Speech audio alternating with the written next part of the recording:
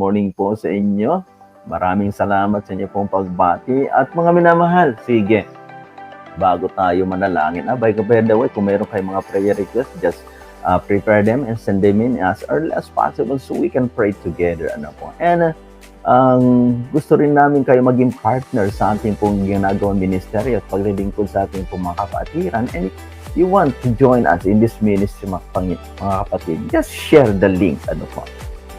Just share the link of this training and you can be a blessing sa ibang tao, sa ibang mga kababayan po natin, and you are a partner sa ating lahat. Yan. Sister Rose Zapa, good morning. Nasaan ka na ba ngayon? Nakabalik ka na ba sa Amerika, Sister Rose? Ayan, God bless you kapatid. Patnubayan kayo ng Diyos ng kalakasan. Good morning po. Ayan, Sister Rose Zapa. Good morning. Okay, so mga kapatid, sa ating pagbubulay-bulay ngayong pong araw na ito. Last time kasi sa isa sa mga services natin, natalakay ni Pastor about your life is not your own. Ayan. And then also we have that joy in serving the Lord at marami pang iba. Now this time, pag-usapan nga po natin about you. Ayan. Tungkol sa iyo, Sister Esther Benko, Sister Yuli, Sister Christy, Brother Fletcher Pascual, Brother Ching, Pastor Art. Pag-usapan nga natin, Sister Lydia, pag-usapan nga natin tungkol sa iyo. Alam mo ba na ikaw ay precious and priceless? Because today we're going to discuss about you are precious and priceless. Ayan. Glory to God. Yeah. Sister Rosie Ringan, alam mo ba na you are precious and priceless? You are Sister Rebecca Javier. Alam niyo po ba na you are precious and priceless? Hindi ka worthless, brother or sister. You are not worthless. You are priceless. Ibig sabihin ng priceless, walang halaga na pwedeng itumbas sa'yo. Kaya pag may nagsabi sa'yo, wala kang kwenta, hindi yan totoo. Minsan down tayo emotional, hindi ba? Di ba, Sister Helen? Di ba minsan down na wala akong kwenta, wala akong silbi. Hindi yan totoo. Alam nyo, hindi ikaw yung nagsasabi niyan. Ino-influensya ka lang ng demo, tinutulak kang gawin yan. And you know what? Depression or down, being down and emotionally down is not the work of God. It's the work of the devil.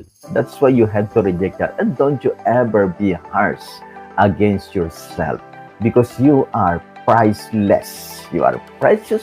You are priceless in the sight of God. Sabi mo nga sarili mo, pakichat nga po, isama nyo naman ako. Gusto ko rin mabasa ang chat niyo. I am precious and priceless. Ayan. Pakichat naman po dyan. Ayan. Pakishare naman ang thoughts ninyo.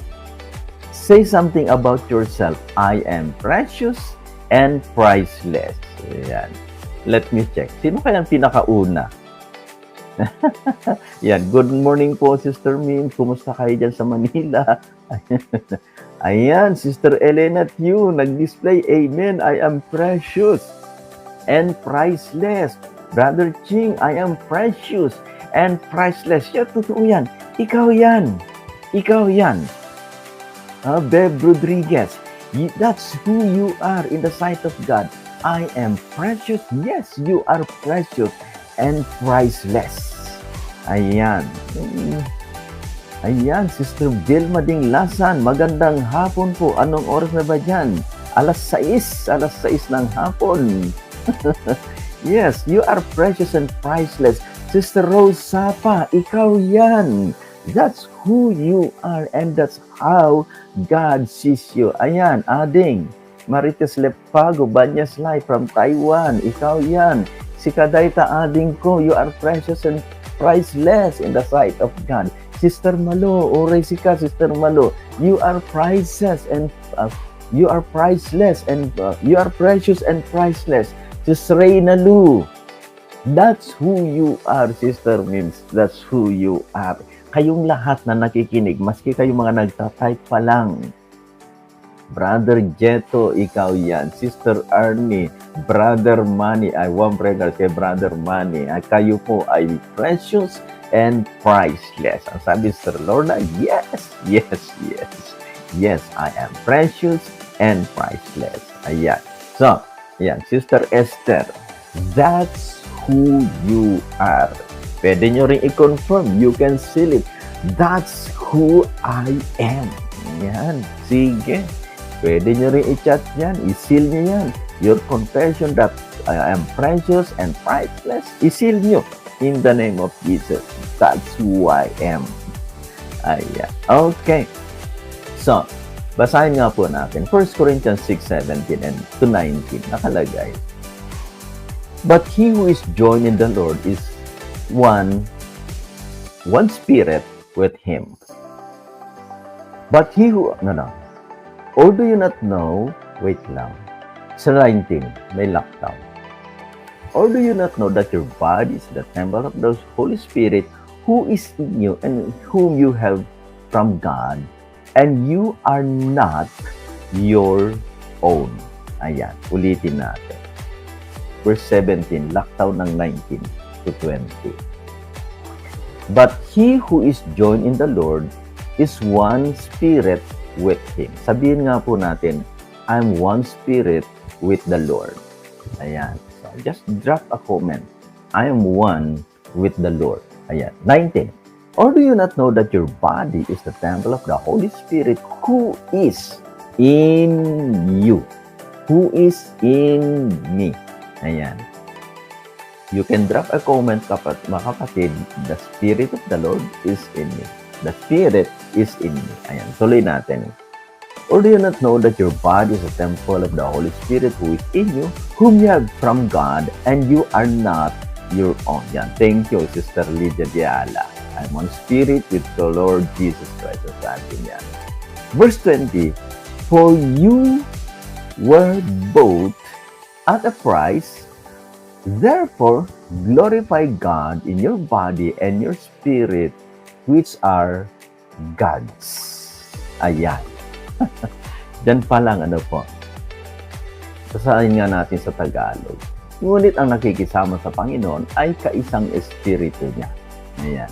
Sa verse 18, may nakalagay kasi din na laktawan ko lang. Sabi kasi sa verse 18, magsitakas kayo sa pagkikiapid, lahat ng kasalanan gawin ng tao ay nasa labas ng katawan. Ngunit, ang gumagawa ng pakikiapid ay laban sa kanyang sariling katawan. Ayan, sabi ng Apostol Pablo.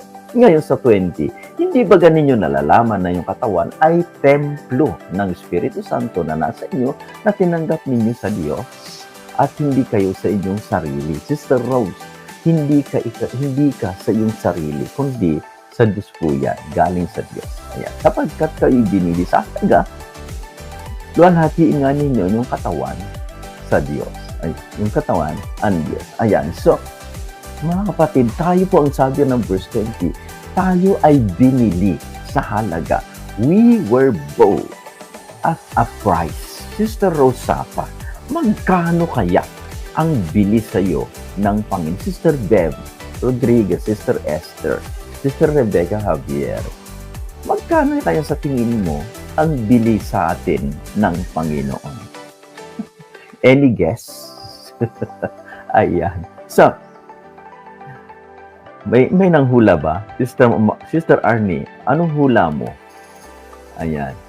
Ang dami pala. Ang dami. We are precious. So, magkano bili sa'yo ng Panginoon? Sige nga. Sino makapanghula? Allah, walang katumbas, sabi ni Sister Malo. Ano sa Ilocano yan, Sister Malo? Pinahirapan, Yan. Correct ka dyan, Ma'am Vilma Dinglasan. Ayan, dahil dyan, mayroon kang malaking check galing sa akin. Ayan. Okay, Sister Vilma, that's who you are. Sister Jenny, ganyan ka binili ng Panginoon. Amen? So, ang sabi nga po, balikan natin, binasa natin kanina. Psalms 47, verse 49 kanina, doon sa awit, 47. This time, verse 7 and to 9. Let's read this out. None of them can by any means redeem his brother, no give to God a ransom for him. For the redemption of their souls is costly, and it shall cease forever, that he should continue to live eternally and not see the pit. Ayan. So, Sister Jenny, eto pala, wala palang pwedeng magbigay sa Diyos ng anumang halaga, anumang yaman, para hindi makikita ng kabulukan o hindi mawasak sa apoy ng impyerno. Ano po? Thank you, Sister Jenny. Sabi ni Sister Jenny, the Spirit of the Lord is within me. And he says, Amen. And I also say, Amen. Ayan. So, mga kapatid, tandaan natin, we are redeemed with a costly price. Ngayon gusto kong tignan mo rin ang sarili mo na ganyan, na mahalaga ka, and you are precious because you are redeemed with a costly price. And that price, gaano kaya kahalaga yan? Sabihin mo nga, my redemption is costly. Ayan. Can you just drop a comment? My redemption is costly. So, heto pa kapatid, ikaw ay binili ng mahal. Ayan. Sister Rose, ikaw ay binili ng mahal. Gaano yan kamahal? Sister Malusanoy, Ma'am Vilma, Sister Lorna, Sister Helen, Sister Christy, Sister Mira Jack, or Mira Hasildo, Sister Mirasol, good morning sa iyo. Ayan, Sister Elena. Ang sabi ni Sister Elena, walang katumbas. Yan. Thank you, Sister Lydia. My redemption is costly. Totoo yan. Gaano kahalaga? How costly is that? How costly is costly? Gaano katagal ang matagal? Gaano kahalaga ang mahalaga? Ayan. So, heto ka kapatid, ikaw ay binili ng mahal. So, ang sabi ng 1 Corinthians 16:20, for you were bought with, we are bought with at a price. Ngayon, mga kapatid, ano ba yung pinambili sa atin ng Panginoon? Ayan. Eto, basahin natin. Pakibasa nga, can you just read along? Sister Lorna and everyone. Punta tayo sa Acts 20:28. Sino ba ang bumili sa atin at sino o ano ang ipinambili? Let's read all together. Ayan. Ang sabi, take heed therefore unto yourselves and to all the flock over which the Holy Ghost has made you overseers to feed the church of God, which he has purchased with his own blood. Ayan. Hallelujah. Ulitin natin. Take heed therefore unto yourselves and unto all the flock over which the Holy Ghost has made you overseers to feed the church of God, which he has purchased with his own blood. Ang sabi sa Tagalog, ingatan ninyo ang inyong sarili. So, huwag magmalupitan ang sarili, ha? Ang iyong sarili. Ayan.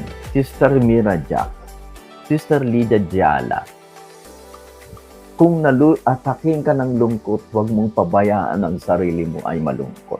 Sister Eva Era, kung nalungkot ka, may atake ng lungkot, huwag mong hayaan na manatili ka sa lungkot. Amen? Why? Because, ang sabi, ingatan ninyo ang iyong sarili. Para maingatan mo yung kawan na ikaw ay itinilaga ng Diyos, ingatan mo ang sarili mo.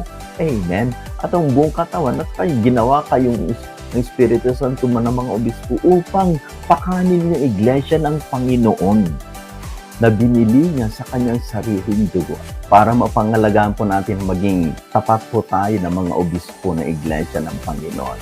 Let us be fair. Huwag niyong itulak ang relihiyon.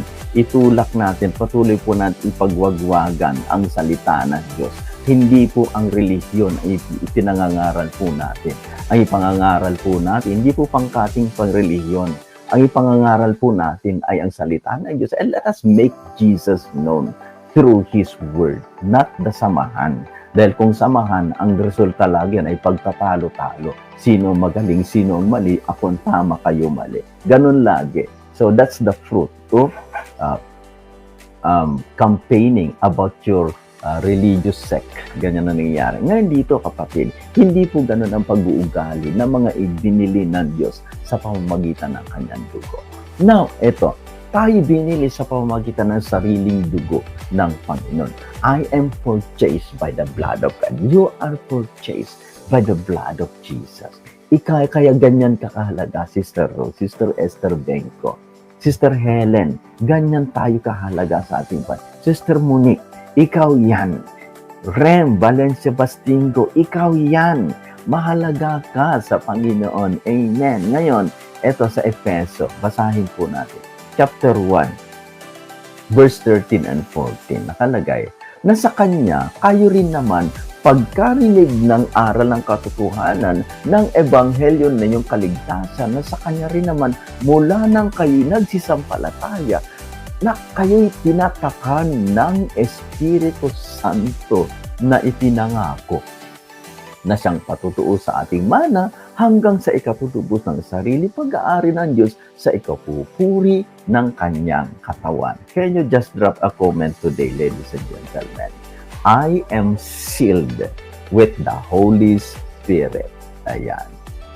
Kanina, you are purchased by the blood of Jesus. Ganyang kakahalaga. Since you were purchased by the blood of Jesus, kapatid, you are now sealed. Tinatakan ka na ng banal na espiritu. Para yung pag-aaring ng Diyos sa'yo, dahil binili ka, Sister Esther, Sister Rosa pa, Sister Lorna, Sister Sherry Ann. Malamig pa ba dyan sa Korea? Ayan. So, para yung pagbili sa'yo ng Panginoon bilang kanyang pag-aari, ay kailangan ka rin niyang tatakan. Ayan. Nandiyan na ba si Brother Ed? Para hindi ko pa nakita kanina. Sa lahat ng mga nanirahan na sa probinsya. Ayan. Thank you, Sister Malo. Sister Sherry Ann. Thank you for that info. Sister Lorna. I am sealed by the Holy Spirit. I am sealed with the Holy Spirit. Sister, are you a sister or brother? Rem Valencia Bastingo. Ayan. Marites Legazpi. I am sealed. Sabi niya. Miraja. Yes, you are. You are. Kayo ay sinelyuhan. Alam nyo, ito, para sa probinsya, ano po, sa mga nakaranas na ng magpag-aalaga ng mga hayop, mga baka, mga kalabaw, ganyan. Ayan, nandyan na si Brother Ed. Brother Ed, di ba dati, nung kayo nasa Nueva Ecija pa, may mga hayupan tayo, di po ba? Para mapatunayan na ikaw may-ari ng hayop, kailangan mong anuhan yung hayop. Di ba ginagawa natin dati? Yung initial nung may-ari. Kunwari, ako, ang initial ko kasi AJTA. Ayan, Ajta. Yan. Heheruhan mo ngayon yung bakal na nagbabaga. Ano mo dun sa balat ng hayop, ng baka, ng kalabaw, para ikaw ay pag-aari. Para ikaw ay may-ari. So you are sealing it as to confirm that possession is yours. Amen. So kapatid, Brother Ed, Sister Bill Madinglasan, Sister Mirasol, Sister Marilyn Paredes, ikaw ay pag-aari ng binili ka ng Diyos. So, in times na may mga bagay na umaatake sa isip mo, don't you ever be harsh against yourself. Because don't nullify how God sees you. Because you know what your identity is. You are priceless. You are a priceless possession of God. You are precious and priceless possession of God. Kaya don't you ever brand yourself na ganito ako. I am nothing, I am nobody. No, in the sight of God. Dahil ikaw ay binili ng Panginoon sa pamagitan ng kanyang banal na dugo, kapatid. Ikaw yan, you are precious, you are priceless. Amen? Ikaw ay pag-aari ng Panginoon. So, ang tawag doon ay hero yata sa Tagalog, brother. Tama ba ako? Ayan. So, tinatakan tayong lahat. Tayong lahat naman na nanampalataya ay tinatakan ng Spirit Santo. Ngayon, real truth and real truth. Sa totoo lang, walang pwedeng bumili sa Diyos ng banal na Espiritu. Walang pwedeng gumawa niyan. Para matatakan ng isang tao ang kanyang sarili, hindi niya pwedeng bilhin ang banal na espiritu sa Diyos para itatak sa kanyang sarili, para maging ligtas na siya at siya maging anak ng Diyos. Hindi po ganon. At lalo na para hindi mapunta sa impyerno, hindi po pwedeng ganon. Para matatakan tayo ng banal na espiritu, ay kailangan nating tanggapin ang ebanghelyo ng katotohanan, ang ebanghelyo ng kaligtasan at maging mananampalataya po tayo. We must, the way to be sealed with the Holy Spirit is to accept the gospel of truth, the gospel of salvation, and be a believer of Christ. Amen? So, belief is based and founded and driven by the gospel of Jesus. Yan po yun mga kapatid, para matatakan po tayo ng banal na espiritu. Ngayon ang tanong, binili ka, tinatakan ka ng Diyos, saan ka inilagay? Ayan. Inilagay tayo saan? Ang sabi ng Matthew chapter 13, verse 44 to 46, nakalagay, "Again, the kingdom of heaven is like treasure hidden in a field, which a man found and hid, and for the joy over it, he goes and sells all he has and buys that field. Again, the kingdom of heaven is like a merchant seeking beautiful pearls, who, when he had found one pearl of great price, went and sold all he had and bought it." Ayan. So, sa Tagalog, tulad ng karya ng langit ay natatagong kayamanan sa bukid, na nasumpong ng isang tao at inilihim at kanyang kagalakayuman at pinagbili ang lahat ng niyang tinatangkilig at binili ang bukid na yaon. Ganyan din naman, ang karya ng langit ay katulad na isang taong nangangalakal na humahanap ng magagandang perlas. Ayan. So, mga kapatid, ano nang ginagawa natin? Tayo binili ng Diyos, tinatakan ng Diyos, at saan tayo inilagay? Di ba dinadasal nga natin, o di ba sinabi na ng Panginoon, Sister Vilma, Ma'am Sister Malo, "Let your kingdom come." Ayan. Saan ka bilong ngayon, Sister Lydia? Sige nga. Tayong lahat, Sister Leila, Sister Cecil Pascual, saan tayo bilong ngayon? Saan tayo inilagay sa tingin ninyo? Sister Sherry Ann. Alam mo, Sister Sherry Ann, ikaw ay binili ng Diyos sa pamamagitan ng dugo ng Panginoong Hesus. Ikaw ay tinatakan ng Banal na Espiritu para mapasayo na sayong-sayo, ikaw na sa Panginoon. At pagkatapos niyan, naman ay inilagay ka pa sa kanyang kaharian. Ang sabi nga ni Sister Cecil, we belong to the kingdom of God. Sabi ni Sister Lydia, kingdom of God's kingdom. Yan. Ikaw yan, Sister Esther. Kaya dapat lang magpasalamat po tayo sa ating Panginoon. Sister Esther, you're purchased at a price, and that price is priceless. And so you are precious and priceless in the sight of God, and you are sealed with the Holy Spirit, and God placed you. Hindi ikaw ang naglagay, kundi ang Diyos ang naglagay sa iyo sa kanyang kaharian. Saan ka bilong ngayon? You belong to the kingdom of God. Sino ka? You.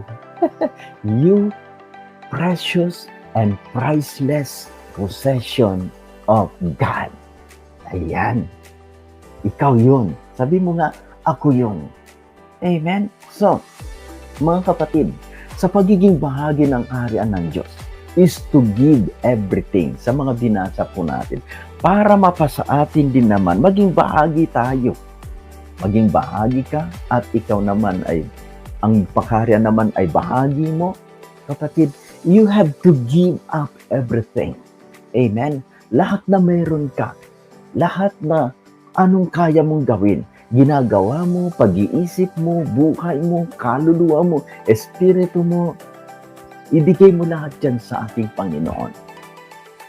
And that's the life of being a person, a priceless person, a precious and priceless being like you. Is to give everything to God. Amen? So mga kapatid, para lang mapasayo ang kaharian ng Diyos at para maging bahagi ka ng kaharian ng Diyos. Pero in fact, Pastor Art Argente, Sister Lydia, Sister Esther, ibinigay natin yung sarili natin sa Panginoon. Katawan, espiritu, kaluluwa. Ibinigay natin sa Panginoon yan. Nawala ba? Sa tingin mo, Sister Marites Legaspi, nawala ba talaga? Hindi, di ba? Nandyan pa rin yung katawan mo. Yung utak mo nandyan pa rin. Yung kamay mo nandyan pa rin. Sister Cecil, may nawala ba sa'yo? O nag-iba lang yung utak mo na isinuko mo sa Panginoon na sabi mo, Lord, sa'yo ng aking pag-iisip. Nawala ba? Hindi. Ang nangyari lang, nag-iba yung pag-iisip. Na ang pag-iisip dati ay laban sa Diyos, labag sa Diyos. Ngayon, ang pag-iisip na ay para sa Diyos. Amen. Ang katawan mo na nagagamit natin ito, panluloko, pandaraya. Ngayon, hindi na. Nagagamit na ang mga kamay ay nagpupuri, nakataas, nagpupuri sa Diyos. Ang paa mo dati pupunta kung saan-saan, sa kasino, sa chismisan. Hindi naman nawala yan eh. Ang nangyari lang ay nag-iba ang kanyang direksyon. Sa halip na pupunta sa chismisan sa kapitbahay, pupunta sa church. Amen? Nakuha niyo po ba? So mga kapatid, bilang bahagi ng kaharian ng Diyos, you gave out everything. You gave up everything for the sake of God, for the sake of the kingdom of God. But the thing is, in reality is, kapatid, wala pong nawala sa atin. You gave, but you gave up everything, but everything remains. Amen? Nag-iba lang. Nag-iba ang pag-iisip ay sa Diyos na, nag-iba yung dila mo, hindi man nawala. Kahit sinuko mo na sa Diyos, Lord, sa'yo na ang dila ko, na chismosa. Dati, mahilig siya sa chismisan, chismis dito, chismis doon, nag-upgrade, naging marites, naging kung ano-ano, ngayon, chatmis na. Diba? Ngayon, hindi na. Dahil ikaw ay binili ng pag-aari ng Diyos, nag-iba na. Nag-iba ang direksyon, nag-iba ang landas. Kung ang direksyon ay dati pakaliwa tungo sa kalaban, ngayon pakanan, padiretso tungo sa kapurihan ng Panginoon.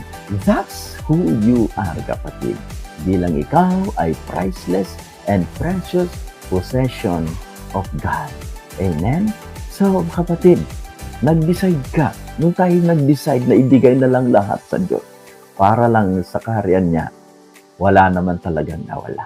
Ang nawala, mga kapatid, ay yung dating pagkatao. Meron tayong inilibing. Inilibing natin ang ating lumang buhay, ang dating ikaw, ngayon ay ikaw na ay nabubuhay sa ilalim ng bagong buhay. You are now tracking the path of new life. Amen? Hallelujah. So in the sight of God, kapatid, tandaan mo at i-claim mo lagi ito. This is how you are going to describe yourself all the time, all the way. You are a precious and priceless possession of God. Tayo ay binili ng sobrang napakahalaga ng dugo ng Panginoon Yesus. Walang anumang yaman sa lupa na maaaring pantayan ang halaga ng dugo ng ating Panginoon Yesus. Ang dugo ng Panginoon Yesus ay walang kagaya. Hindi na rin mauuli. Kaya ang sabi nga po na Exodus 19:5, mga kapatid, you shall be a special treasure to me. Amen?